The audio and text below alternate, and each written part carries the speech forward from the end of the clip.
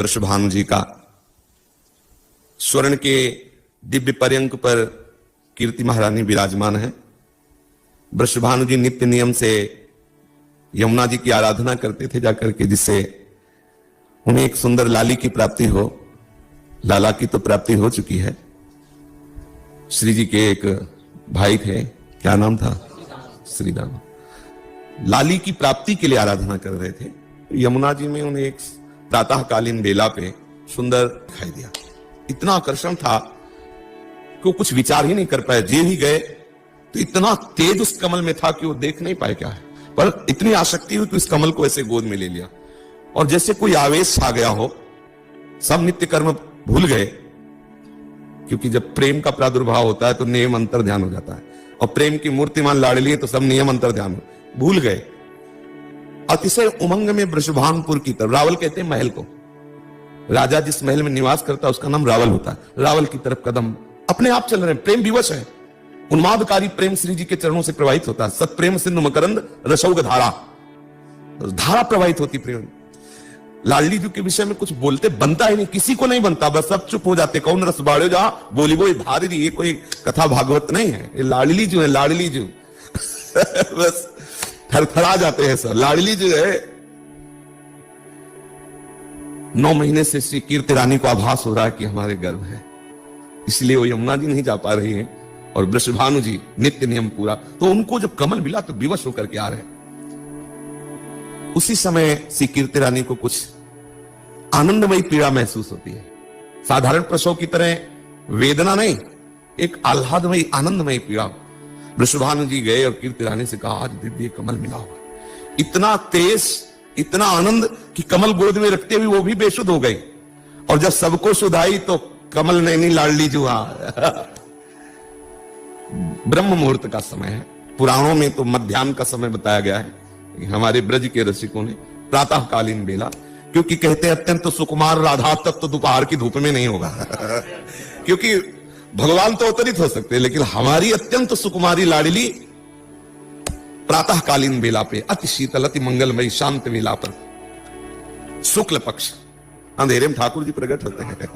हमारी लाडली जो गोरी किशोरी जो शुक्ल पक्ष, तिथि यही अष्टमी और चंद्रवासा सोमवार। पर्यंक में विराजमान श्री कीर्तिदा रानी को पूर्ण यह अनुभव हुआ कि हमारे गर्भ से ही इस दिव्य बालिका का प्रादुर्भाव हुआ।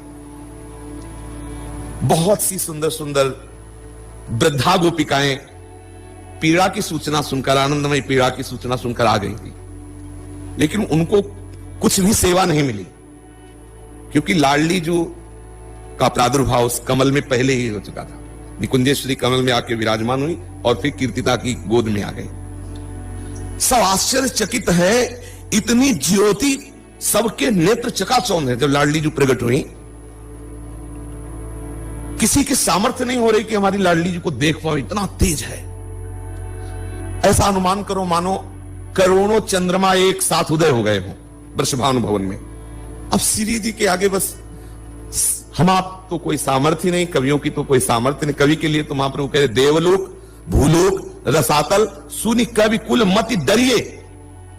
जैसे अभी हो रहा है, कुछ बोलने के समय सामर्थ्य नहीं रहती किसी की, लाडली जी के विषय में अगर वो फर्राटे से बोल रहा है तो अभी संबंध नहीं हुआ श्री जी के चरणों में, और अगर संबंध है तो फर्राटे से नहीं बोल सकता है, तो पक्की बात खड़ा के गिर जाएगा। कुछ बोलना होगा नहीं, वो फिर वो सामर्थ्य देती है बोलने की।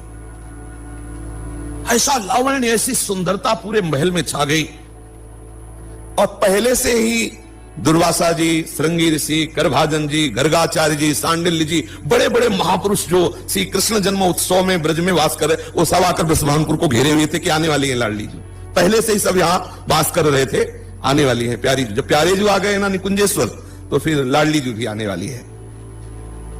जे ही भेरी बजी, मृदंग ध्वनि सुनाई दी, नगाड़े की चोप में जय जयकार होने लगा। द्वारपालों तक सूचना पहुंची, लाडली जी का प्रादुर्भाव हुआ। वृषभानु जी की लाडली प्रकट हुई है। संपूर्ण नगर में बिजली की तरह खबर फैल गई। श्री वृषभानु जी के महल में करभाजन, श्रृंगी ऋषि, गर्गाचार्य जी, दुर्वासा जी कुशा में सब जल लिए मंगल जल छिड़कते हुए, स्वस्ति वाचन करते हुए बड़े बड़े जो है दिव्य तेजस्वी महापुरुष पधारे। वृषभानु जी तो आनंद निमग्न है कि अहो भाग्य, कैसे कैसे महान ऋषि पधारे हुए हैं।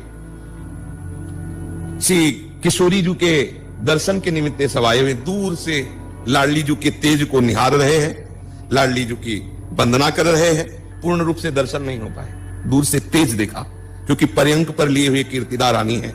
बस वो श्री किशोरी जी के नाम की महिमा का वर्णन करते हैं कि अगर कोई राधा नाम उच्चारण कर ले तो अखिल लोक चूड़ामणि लाल जी को खरीद ले, इतना धनी वो हो जाता है।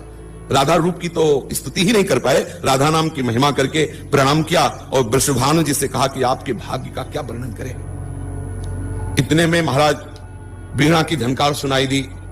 श्री देवर्षि नारद जी, जिस दिन से लालजू का प्रादुर्भाव हुआ उस दिन से नारद जी इस खोज में थे कि प्यारी जू कहां है। अगर प्यारी जू को पधारना है तो पहले से भूमिका तैयार हुई होगी ब्रज में, कहां पधार रहे, बार बार ध्यान के द्वारा देख रहे हैं, लेकिन इनके ध्यान से परे श्री लाडली जो है। तो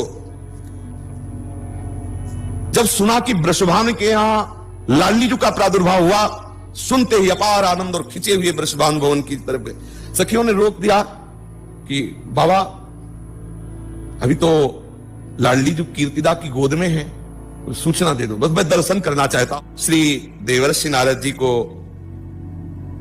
वृषभानु जी लेकर के अंदर जा रहे हैं। कीर्तिदा रानी प्रणाम मुद्रा में होती है। सुप्रसन्न दृष्टि देवर्षि नारद जी की हो रही है।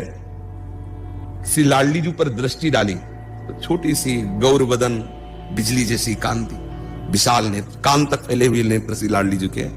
अलवेली सर खंजन मीन मृगज मद मेटत, कहा कहो नैनन की बातें। श्री लाडली जो ऐसे दिखाई दे रही मानो दिव्य तेजों में स्वर्ण से प्रतिमा रची गई हो, शांत, आंख मूंदे हुए, न हिलना न डुलना, बस ऐसे अभूतपूर्व आनंद